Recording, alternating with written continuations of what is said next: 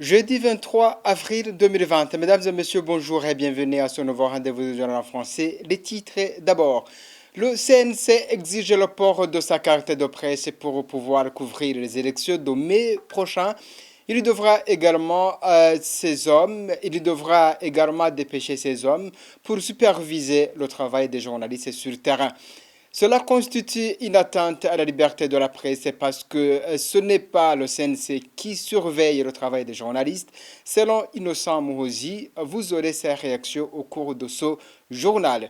Santé, plus de 2,5 millions de cas de Covid-19 au monde et plus de 180 000 morts. L'Organisation mondiale de la santé attire l'attention des pays qui déconfinent les villes. Cela risque de replonger dans une chaîne de contamination. Voilà pour les titres de ce journal.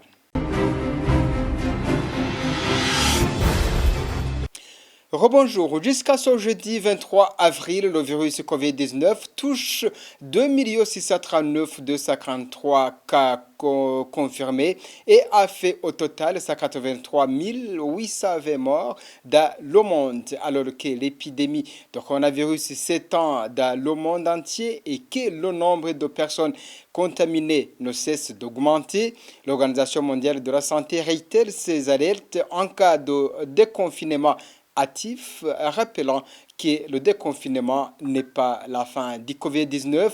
Les précisions avec Bertrand Ngendakouli. Parmi les pays les plus touchés au monde, il y a les États-Unis qui dépassent la barre des 4000 morts. L'Espagne reste sur un haut plateau. Le Covid-19 a causé la mort de 440 personnes de plus en 24 heures, soit 22 157 morts au total. L'Espagne est le second pays le plus touché au monde en termes de morts. En France, le dernier bilan fourni par les autorités sanitaires concernant la pandémie du Covid-19 fait état de 119 151 cas recensés et 21 340 morts au total. Côté Italie, le confinement est prolongé jusqu'au 3 mai.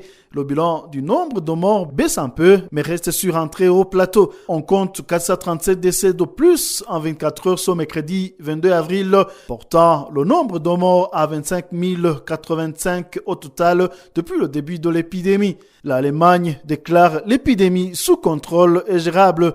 Le pays compte ce jeudi 23 avril 150 648 cas recensés pour 5 315 décès. Ce jeudi 23 avril, la Chine dénombre 83 876 cas recensés et 4 636 morts. En Afrique, le Maroc compte 3 446 cas recensés, mais peu de tests sont réalisés. Le pays déplore actuellement 149 décès. En Algérie, le pays africain dénombrant le plus de décès, le confinement est prolongé jusqu'au 29 avril. On dénombre ce jeudi 23 avril 2910 cas recensés et 402 décès dus à l'épidémie. Et dans la région de l'Afrique de l'Est, avec seulement 150 cas confirmés, dont la majorité importés et 0 décès depuis le 14 mars, le Rwanda enregistre le nombre de rémissions à 84, un chiffre qui dépasse le nombre de cas actifs de coronavirus. Plus encore, le pays n'a enregistré à ce jour aucun décès dû au nouveau coronavirus. En Tanzanie, le pays a déjà confirmé 284 cas et déclaré 10 cas de décès.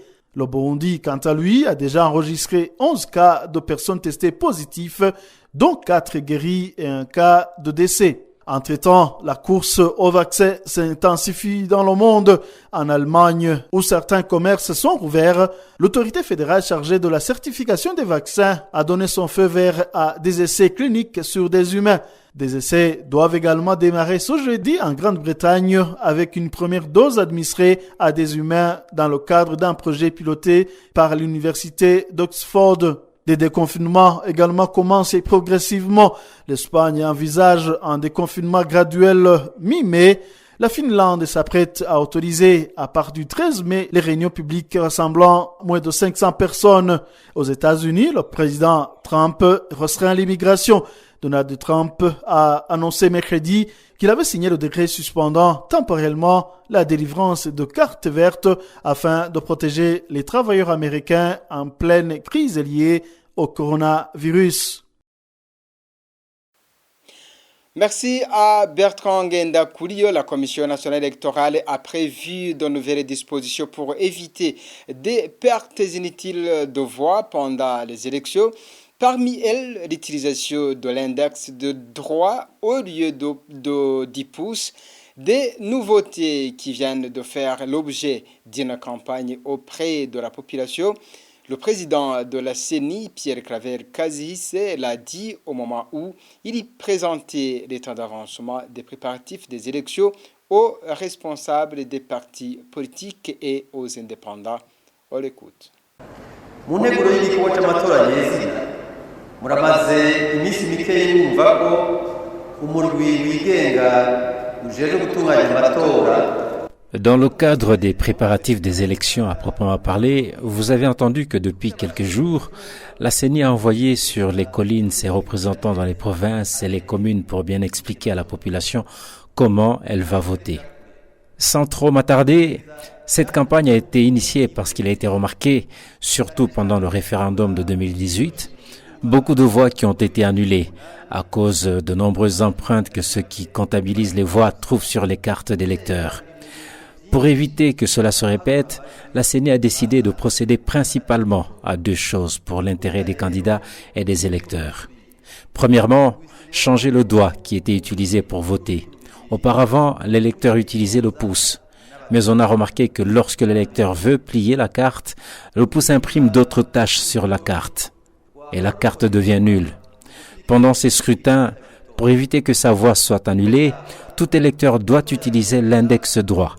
Il va plonger le doigt dans le flacon contenant l'encre indélébile qu'il trouvera dans l'isoloir et il va mettre son index devant la case du candidat qu'il a choisi.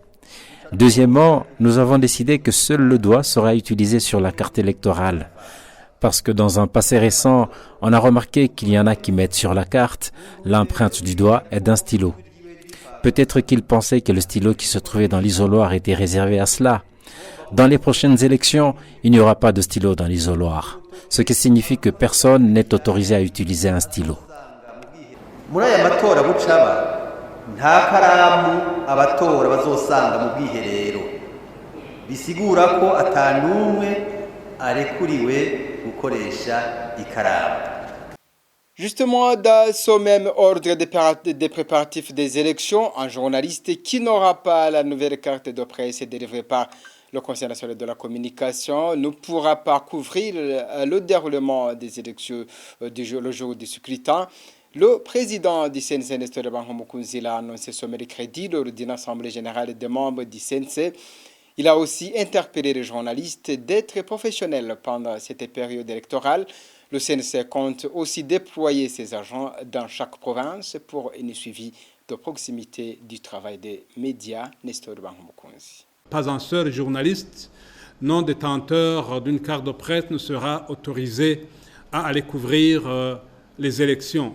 Nous verrons également où on en est avec les préparatifs en ce qui concerne le suivi des médias, le monitoring des médias pendant la couverture de la campagne et du scrutin, donc du processus électoral.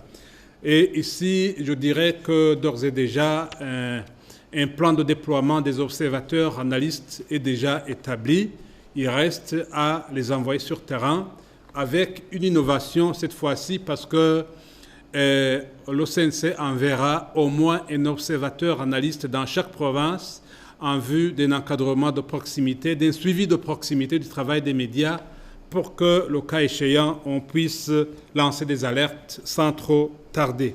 On va jeter un regard critique sur le travail des médias, surtout sur les différents manquements, les différentes fautes professionnelles dont se sont rendus coupables les médias et les journalistes pour que d'éventuelles décisions soient prises ou pour qu'on puisse donner des alertes afin que nous puissions prévenir davantage, surtout pour que cette période sensible soit couverte de façon professionnelle et responsable. Cependant, cette attitude des dissens montre à suffisance une volonté du pouvoir de s'assurer d'avance qu'il ne soit pas publié comme résultat du scrutin autre chose que ce qui est déjà prévu. C'est la lecture d'Inosa Muhozi, président de l'Observatoire de la presse burundaise. Les conditions de se munir d'une carte de presse pour couvrir les élections est considérée comme valable pour n'importe quelle couverture médiatique selon Inosa Muhozi. Bon, ce sont des mesures supplémentaires qui traduisent une panique de la part de ceux qui sont en train d'organiser les élections. Pour la carte, si c'est la carte de presse habituelle délivrée par le CNC, c'est normal, il n'y a pas de commentaire nécessaire. Mais si c'est une énième carte maintenant qui vient, qui est spéciale, qui n'est destinée qu'à ceux qui couvrent les élections, mais ça veut dire que c'est une mesure de contrôle supplémentaire en fait. Maintenant, au-delà de ça, mettre des membres du CNC dans chaque province pour voir comment les journalistes travaillent, c'est typiquement la panique pour qu'il n'y ait pas de fuite d'autres informations qui ne soient celles filtrées par la CENI et le CNC, justement. Donc, ils ont préétabli des résultats et ils prennent les précautions nécessaires pour qu'il n'y ait pas des résultats discordants avec ceux qu'ils ont déjà prévus. C'est vraiment du contrôle au corps à corps. C'est du marquage à la culotte, comme on dit au football, que des membres du CNC soient dans chaque province pour surveiller les journalistes. C'est du jamais vu. C'est du jamais vu. C'est d'un ridicule qui n'a plus de limites. Mais ça traduit l'angoisse de ceux qui sont en train d'organiser les élections aujourd'hui, de s'assurer qu'il n'y ait pas de fuite d'autre chose que ce qu'ils veulent qu'il soit publié, qu'il soit donné comme résultat de ces élections.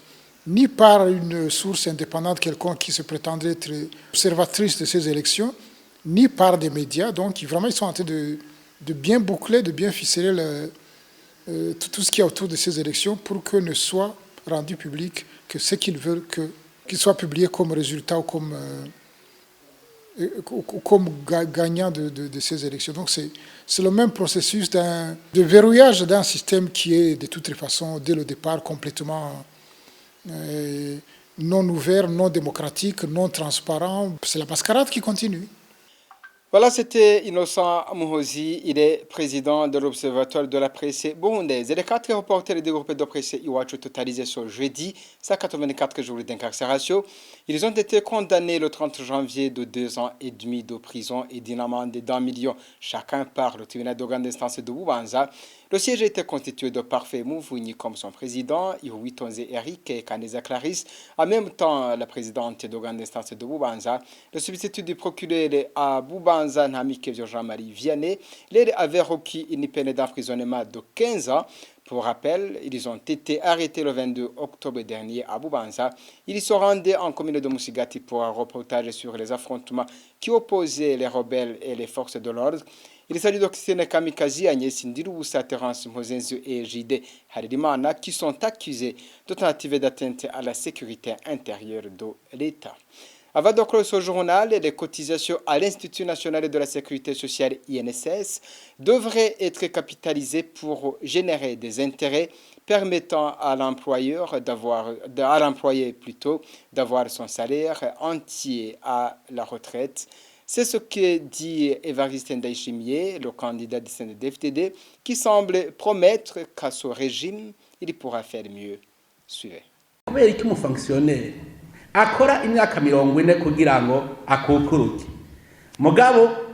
Comment expliquer un candidat fonctionnaire qui a travaillé pendant 40 ans, mais qui ne peut pas toucher l'équivalent de son salaire à la retraite? Donc, il a passé ces 40 ans en train de cotiser pour sa retraite. Et cela pour tous les fonctionnaires. Ils ne partent pas en même temps à la retraite. Comment on peut expliquer ce phénomène? Amusez-vous pour compter l'argent qui entre dans les caisses de l'INSS. Dites-moi, c'est combien? N'est-il pas possible d'investir cette somme à ce qu'à la retraite, il touche l'équivalent de son salaire?